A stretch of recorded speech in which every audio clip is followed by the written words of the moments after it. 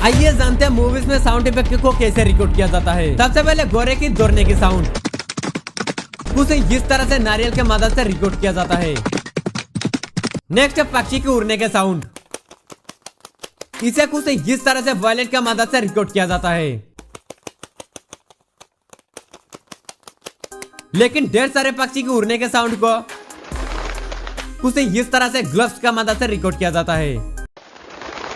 Next movies में जो हड्डी तोड़ने के साउंड यानी फ्रैक्चर का जो साउंड होता है उसे कुछ इस तरह से सब्जी की मदद से रिकॉर्ड किया जाता है। नेक्स्ट मूवीज में जो पटाखा फूटता है एक्चुअली में वो रियल साउंड नहीं होता है, दरअसल उसे कुछ इस तरह से गाड़ी का नीचे बैलून को फोड़ कर रिकॉर्ड किया जाता है।